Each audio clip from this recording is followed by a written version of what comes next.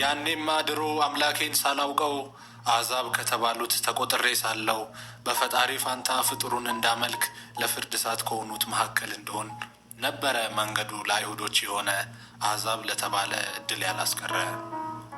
ነገር ግን ጌታዬ ከፍቅሩ የተነሳ ወደ ምድር ለመምጣት ከክብሩ ሲነሳ መባና መስዋዕትን ያልወደደ አምላክ ሥጋን አዘጋጅቶ መድኃኒት ሲሆነን በመለኮት ሙላት በሥጋ ሲገለጥ የገሃነምን ደጆች በኃይሉ ሲያናውጥ ያኔ ቀን ወጣልኝ ፈጣሪዬን አገኘው እኔም ልጁ ሆኜ በደሙ ተዋጀው።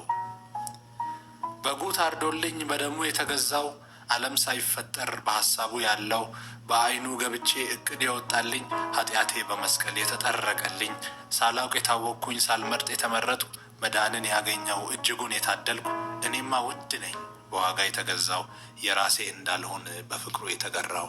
እኔማ ውድ ነኝ በዋጋ የተገዛው ለራሴ እንዳልሆን በፍቅሩ የተገራው።